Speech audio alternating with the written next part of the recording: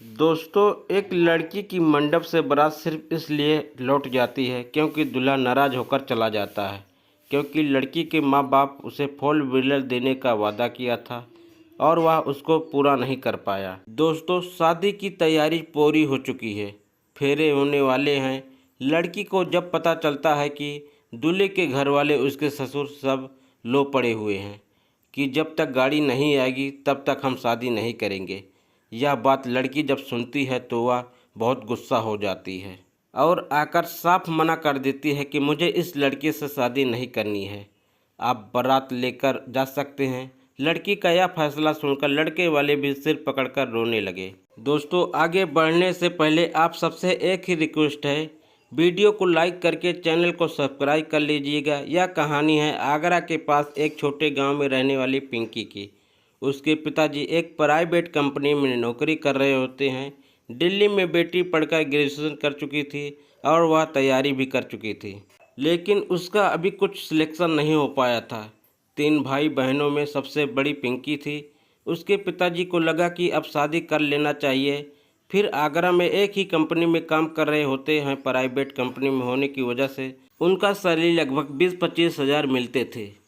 उन्हें सिलेक्शन में एक लड़का मिल जाता है, वहीं पर सिलेक्शन निकल जाता है।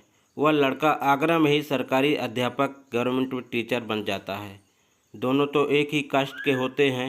तब रिश्तेदार कहते हैं कि बात कर लीजिए, आपकी लड़की भी पढ़ लिख रही है, रिश्ता हो जाए तो अच्छा है।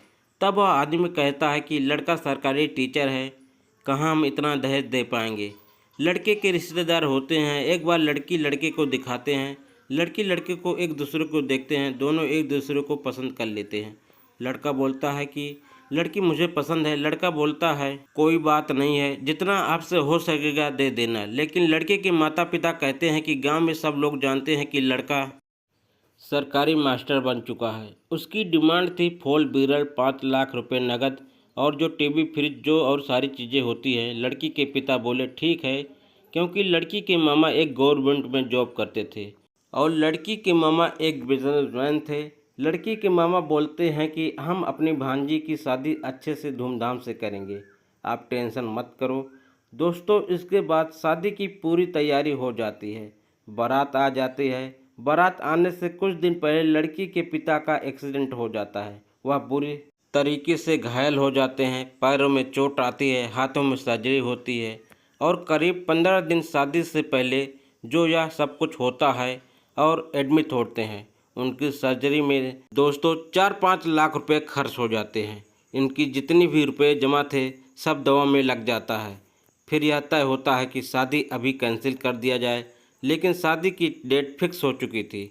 बहुत सारा सामान खरीद भी लिया गया था। ऐसा है, हमें तो शादी करना ही है। इसके बाद लड़की के पिता डिस्चार्ज होकर आ जाते हैं। अभी पूरी तरीके सही से भी नहीं हुए थे। बहुत सारा आधा अधूरा सामान आया होता है। आधा अधूरा सामान रिश्तेदारों ने जो पैसे दिए थे उनसे लेकर आए थे। खुद के पैसे से वह सारे पैसे दवा में लग जाते हैं। सभी लोग लड़कों को यह बात समझाते हैं, देखिए अभी बहुत सारी चीज़ें, जो गाड़ी की बात थी और सारी चीज़ें जो थी वो बाद में दे देंगे, अभी दवा में पैसे खर्च हो गए हैं। आने वाले समय में 1-1.5 साल के अंदर धीरे धीरे एक एक सामान करके आपको दे दिया जाएगा। अभी जो छोटे मोटे घरेलू सामान है वह आपको दे दिया जा रहा है, बाकी आप दोनों खुश रहिए। लेकिन जिस दिन बारात आती है उसके पहले दिन तो सब मान जाते हैं, लेकिन जिस दिन बारात आ जाती है फेरों की बात आती है। लड़के के भाई और बाप ये सब इस बात पर आ जाते हैं कि जब तक गाड़ी नहीं आएगी, जब तक पूरा सामान नहीं आएगा, टीवी नहीं आएगी, तब तक शादी नहीं होगी। दोस्तों, यह सुनकर लड़की उदास हो जाती है, क्योंकि एक तरफ तो पिता जो बेड पर पड़े हुए हैं, एक तरफ फेरे लेने की बात चल रही है और दूसरी तरफ घर भी कंगाल हो चुका है। उधर लड़का दहेज की वजह से शादी करने से इनकार कर दे रहा है। तभी लड़की बाहर आती है और बोलती है कि अब मैं इस लालची लड़के के साथ शादी नहीं करूँगी, और तुरंत पुलिस को फ़ोन कर देती है। पुलिस आती है, उसके बाद समझौता करने की कोशिश करते हैं। लड़का चाहता है किसी तरीके से शादी हो जाए, लेकिन लड़के के घर वाले नहीं मानते हैं। बाद में फिर लड़की मना कर देती है कि मैं इस लालची लड़के से शादी नहीं करूंगी। इसके बाद बारात वापस चली जाती है। घर में बहुत ही उदासी का माहौल हो जाता है। सब दुखी हो जाते हैं कि शादी हो गई होती तो अच्छी थी, लेकिन पिंकी ने भी यह ठान लिया कि कोई बात नहीं। दोस्तों, उधर पिता का इलाज चल रहा होता है। उसके बाद वह अपने घर वालों को मना कर देती है कि अब शादी मेरी मत करिए। इसके बाद पिंकी बच्चों को ट्यूशन पढ़ाती है और पढ़ाती है, लगातार तैयारियां कर रही होती है और शिक्षा विभाग की एक नौकरी आती है। उसमें कुछ दिनों के बाद वह फॉर्म भरती है। वह पीसीए के थ्रू यूपी में सिलेक्शन हो जाता है और एक बड़ी अधिकारी बन जाती है।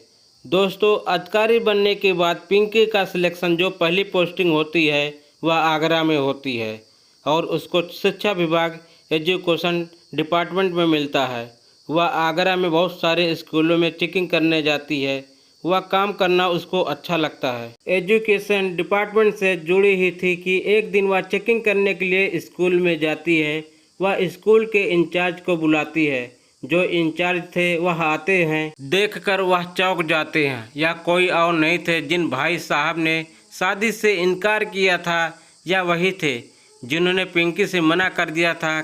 आज वही पिंकी पीसीएस अधिकारी बनकर स्कूल की जांच करने गई थी। वह देखती है तो वह बात करने की कोशिश करते हैं या बोलते हैं, हाँ मैं वही हूँ जिसे तुम लोग, तुम्हारे घर वालों ने मंडप से बारात लेकर चले गए थे। दहेज की वजह से वह मास्टर सॉरी बोलता है और कहता है कि मैं चाहता था, अगर तुम चाहती तो शादी कर लेते, लेकिन तुम अपने घर वालों के जिद में आ गए थे। इसके बाद पिंकी कहती है, तुम रजिस्टर लेकर आओ, जिससे 3 साल पहले रिश्ता टूटा था। एक दूसरे से दूर हो गए थे। पिंकी की भी कहीं और शादी हो गई थी, लेकिन वो पिंकी अधिकारी बनकर उसी स्कूल में जाती है। उसको बहुत सारी कमियां मिलती है। कंस्ट्रक्शन का काम, इसमें उसमें बहुत सारा जो पैसे थे, अन्यथा थी वह बहुत सारी चीज़ें रेगुलर के अगेंस्ट में थी और उनको यह मैडम जो सस्पेंड कर देती है। वह मास्टर बहुत हाथ पैर जोड़ते हैं।